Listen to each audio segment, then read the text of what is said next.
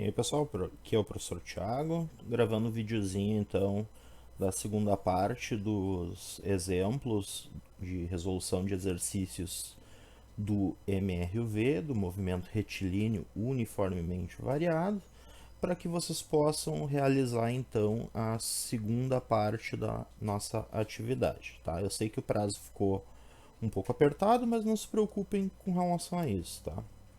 Então vamos lá.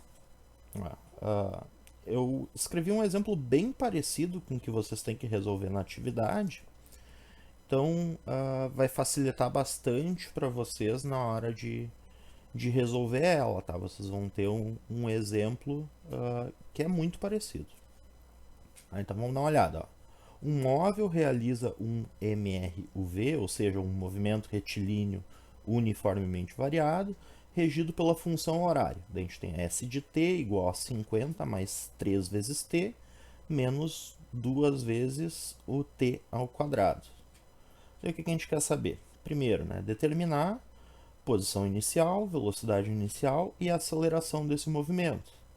Depois, na B, a gente quer descobrir qual que é a função horária da velocidade desse movimento.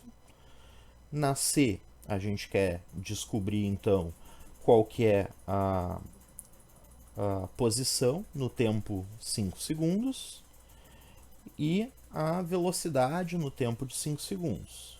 E D, o instante em que o móvel inverte o sentido de movimento, tá? Beleza. Começando pela A aqui, então, eu vou fazer um comentário depois sobre a E, que eu não coloquei aqui, tá? Mas eu vou deixar para o finalzinho do vídeo. A gente quer determinar na A, então, aqui, a posição inicial, velocidade inicial e aceleração. Como é que a gente vai fazer isso? A gente vai fazer um comparativo entre a função horária da posição deste movimento específico, que é essa função aqui, né? Com a fórmula que a gente tem da função horária da posição, tá? Então, eu vou resolver aqui do lado. O que eu vou fazer? Vou escrever a função horária da posição, a genérica, aquela fórmula que a gente tem. Ela é assim: S0 mais V0 vezes o t mais AT ao quadrado dividido por 2, tá? E a gente vai fazer uma comparação entre os valores que a gente tem na função horária da posição deste movimento aqui, desse móvel, com a nossa função horária da posição genérica. O que a gente nota? Que a gente tem um termo aqui que não está multiplicando o t, a gente tem um termo aqui que está multiplicando o t na 1, e a gente tem um termo que está multiplicando o t ao quadrado. Tá? E quais são esses termos? Né? Aqui a gente tem o S0, que é a nossa posição inicial. O que está multiplicando o t? É a velocidade inicial. E o que está multiplicando o t ao quadrado? É a aceleração dividido por 2. Tá? Então a gente vai usar essas informações para conseguir resolver. Bom, então o nosso exercício está perguntando quanto vale a posição inicial. Bom, posição inicial é o valor que não está multiplicando o tempo. Daí a gente olha aqui e a gente percebe que é o 50 que não está multiplicando o t. Então a minha posição inicial é 50. Né? Se isso aqui tiver no SI, como é o caso da nossa atividade, é unidade de posição do sistema internacional, que é metros. Tá? E é simples assim. Agora a gente vai ver posição inicial. Posição inicial, ela vai ser o termo que está multiplicando o t na 1. Qual que é o termo que está multiplicando o t? T na 1. É o 3. Tá? É o que está multiplicando o t. Assim como aparece aqui, né? A velocidade inicial é o que está multiplicando o t. Então isso aqui é 3 metros por segundo no sistema internacional. Agora a gente vai ver o que está multiplicando o t ao quadrado. O que está multiplicando o t ao quadrado é a metade da aceleração. Né? E a gente pode resolver isso para ficar mais fácil de visualizar. O que está multiplicando o t ao quadrado é a dividido por 2. E daí a gente olha aqui na nossa equação, na nossa função horária da posição deste movimento aqui, e a gente percebe que o que está multiplicando é menos 2. É o menos 2 que está multiplicando o t ao quadrado. Então a gente escreve menos 2. A dividido por 2, a aceleração dividido por 2 é igual a menos 2. Metade da aceleração é menos 2. Então o que a gente vai fazer? A gente vai isolar esse A aqui, né? Passa ele para o outro lado. Se ele está sendo dividido, ele vai passar multiplicando, né? E daí a gente descobre que a minha aceleração é menos 4 metros por segundo ao quadrado. Tá? E daí assim já está respondida a primeira parte. E daí, daqui para frente, vai ser bem mais simples, porque a gente já conseguiu identificar quais que são as grandezas físicas, né, desse problema. A gente já sabe a posição inicial, velocidade inicial, aceleração. Então o resto vai ser muito mais fácil. Né? Então acho que o maior desafio desse exercício já está resolvido. Então, vamos para a segunda parte aqui, né? Então agora a gente quer determinar a função horária da velocidade desse movimento. Na B. A função horária da velocidade, daí a gente olha lá no nosso material, nas nossas fórmulas, é o v de t igual a v0 mais at. Então a única coisa que a gente vai fazer aqui é substituir os valores que a gente conhece. A gente já sabe quanto é que é a velocidade inicial e quanto é a aceleração, né? Que a gente determinou na parte anterior do exercício. Então isso daqui vai ser v de t igual, velocidade inicial dele é 3, mais a aceleração. A aceleração é de menos 4, eu vou colocar um parênteses aqui para não misturar os sinais, menos 4 vezes o t. Então, perceba, eu coloquei esse parênteses aqui para não ficar o sinal de mais e o de menos um do lado do outro. Tá? Isso é bem comum a gente utilizar. E daí o que a gente vai fazer aqui? A gente vai usar a regra de sinal, mais com menos, isso aqui vai me dar menos. Então, v de t igual 3 menos 4t. E está aqui a resposta da letra B. Tá? Isso aqui é a resposta. Beleza. Então a gente já conseguiu descobrir a função horária da velocidade desse movimento.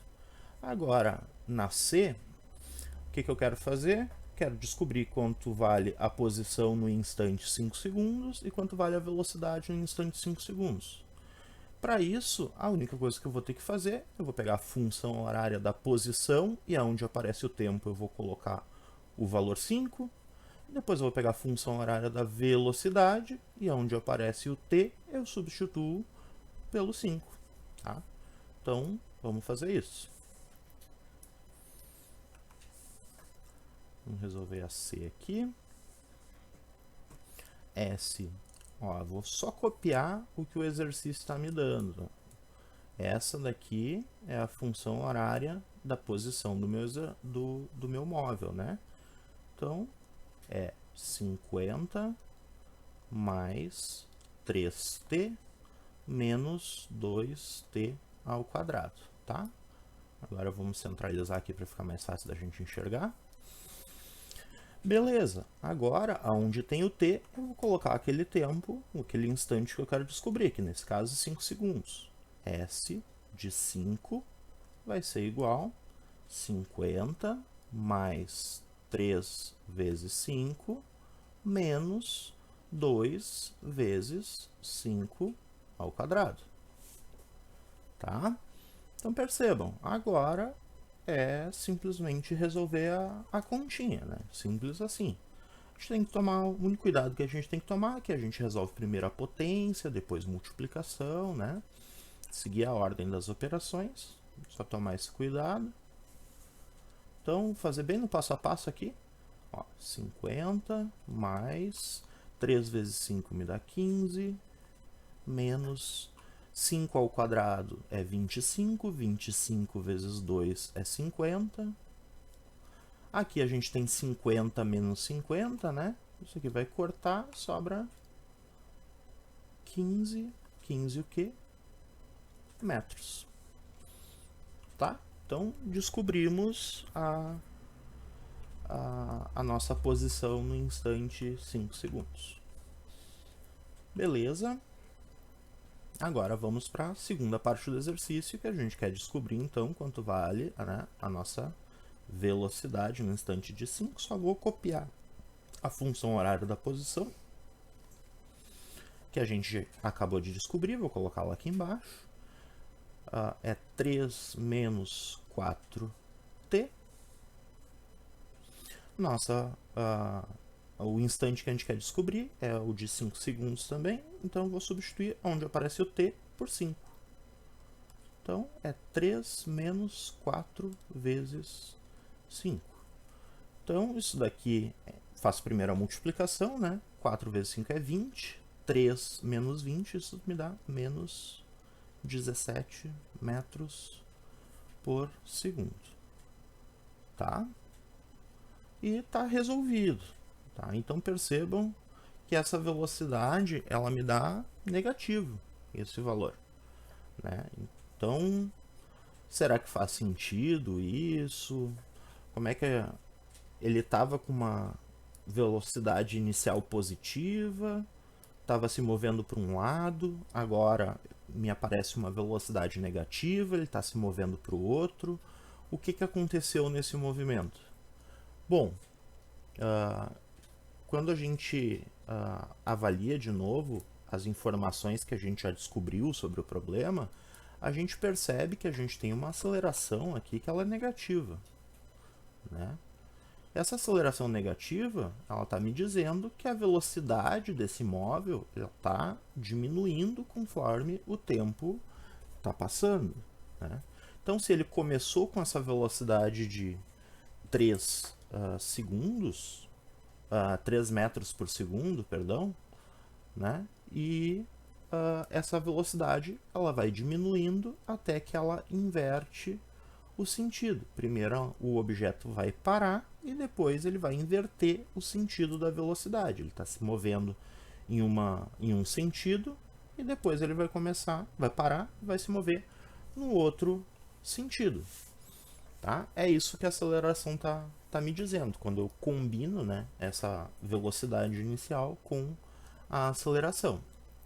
E a gente já consegue notar que essa velocidade aqui ela é pequenininha e a gente tem uma aceleração grande. Né? Então, em menos de 1 segundo, eu já sei que esse objeto vai inverter o sentido de movimento dele. Né? Que é o que a gente vai determinar agora na letra D. Quero saber o instante em que esse móvel inverte o sentido de movimento dele. Tá? Então, como é que eu vou determinar o instante que um móvel inverte o sentido de movimento?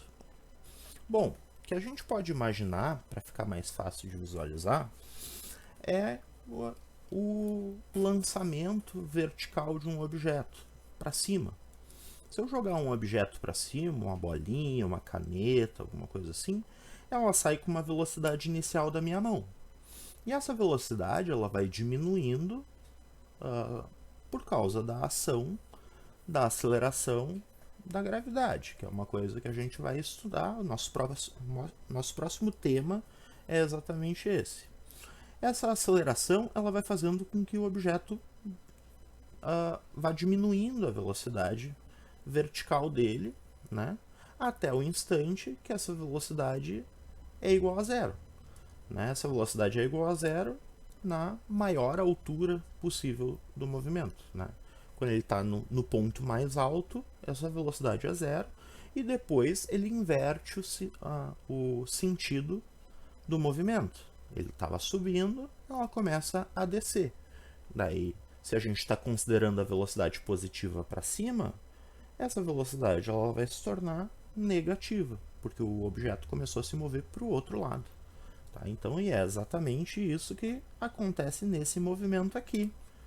Tá? A gente tem a velocidade inicial positiva, uma aceleração negativa. Vai chegar um instante que esse objeto vai parar, vai inverter o sentido do movimento. Tá?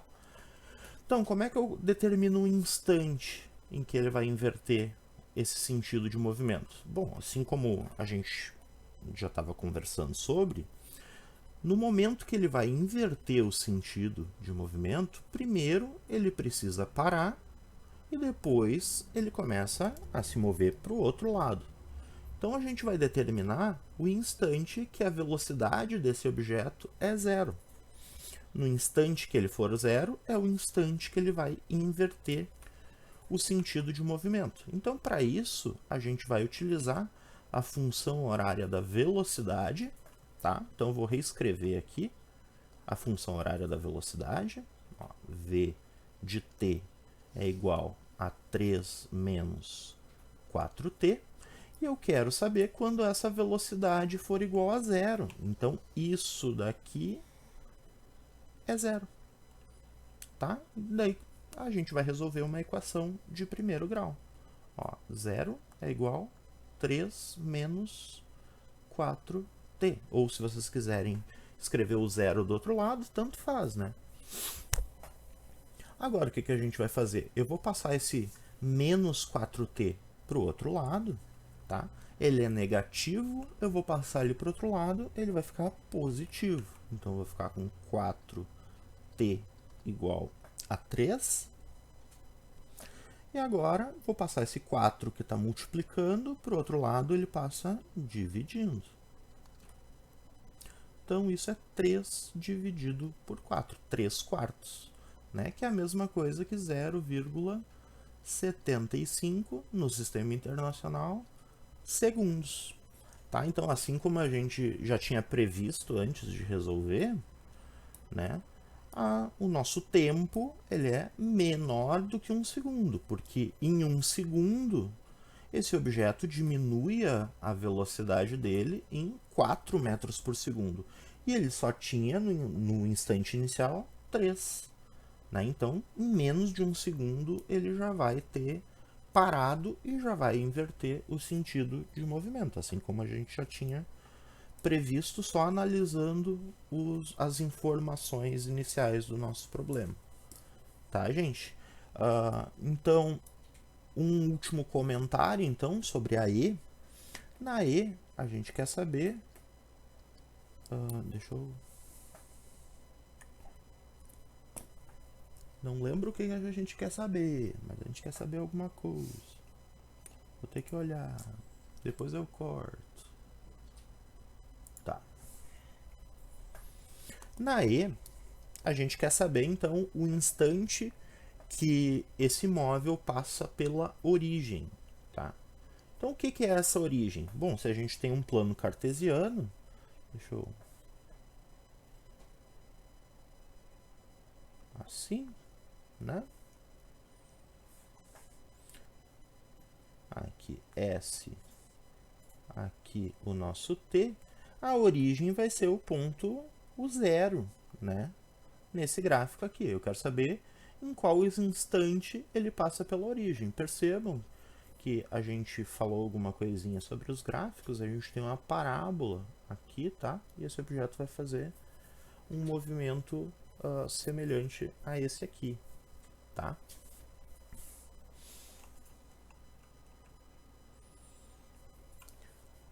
Beleza. Daí depois ele vai para os negativos porque ele adquire, né, depois de um tempo curto, né, uma velocidade negativa e começa a se mover na direção dos negativos. Então é um movimento semelhante com esse daqui, né? A única diferença é que ele seria alguma coisa, ele sai dos 50, então seria uma coisa mais ou menos assim, tá? Aqui com a posição inicial dele. Tá? Mas a gente não vai entrar em detalhe nesses gráficos aqui. Qual que é o grande problema para resolver essa alternativa e o motivo que eu não vou cobrar isso de vocês agora? É porque a gente tem que resolver uma equação de segundo grau. O que a gente teria que fazer para resolver esse problema? A gente vai utilizar o mesmo método que a gente utilizou para calcular a d. Só que ao invés de fazer com a função horária da velocidade, a gente vai fazer com a função horária da posição. Tá? Então, para resolver a e, eu vou fazer o meu s de t, né, igual a zero. Tá? Então, eu vou reescrever o s de t aqui, que nesse caso é 50 mais 3t menos 2t ao quadrado.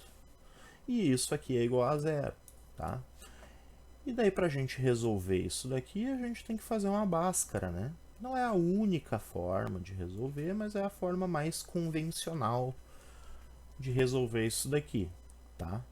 E como eu não quero complicar muito a parte da matemática, né? Exigir isso de vocês agora, então essa e vocês não vão precisar resolver nessa atividade, tá? Mas isso daqui a gente resolve por Bhaskara, tá?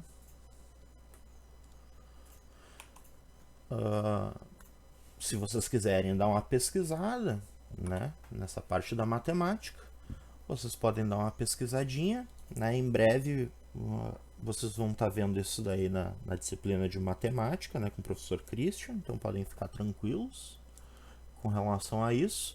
E para a nossa atividade de física não precisa resolver a letra E, tá? Eu vou ignorar ela na hora de corrigir.